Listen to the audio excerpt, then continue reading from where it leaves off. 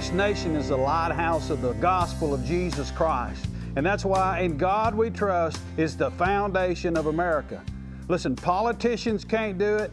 America believes in God. Being American is spiritual. Now, I quote Congressman Bob McEwen.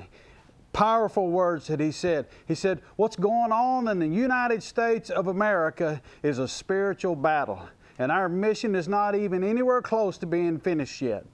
We will not win this battle by physical means. He said, light always overcomes darkness. And to that I say, it's through the light of Jesus Christ that we will stand. At the American Renewal Project in Austin just last month, I got a chance to spend some time with Governor Greg Abbott.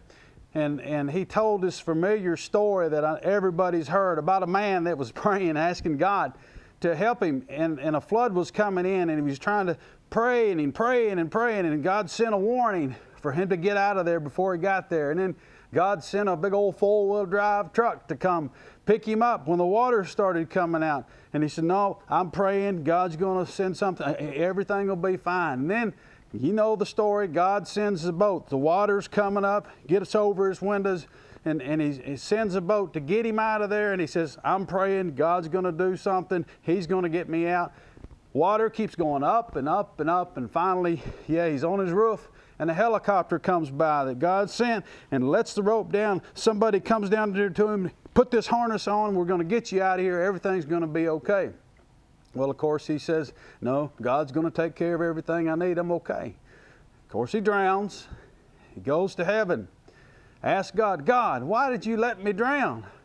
And God said, well, what else you want me to do? I sent you a warning, I sent you a truck, I sent you a boat, and I sent you a helicopter. You know, everybody's heard that story. He said, what else you want me to do? Governor Abbott looked at a room of pastors, about 800 pastors and present from all over the United States. And he says, one of these days, Pastor, you're going to die and stand before a holy God in heaven and ask, God, why did you allow abortion? Why did you allow same-sex marriage? And why did you allow Christians to be murdered all over the world? And we're going to ask God, why did you allow the Bible and prayer to be taken out of schools?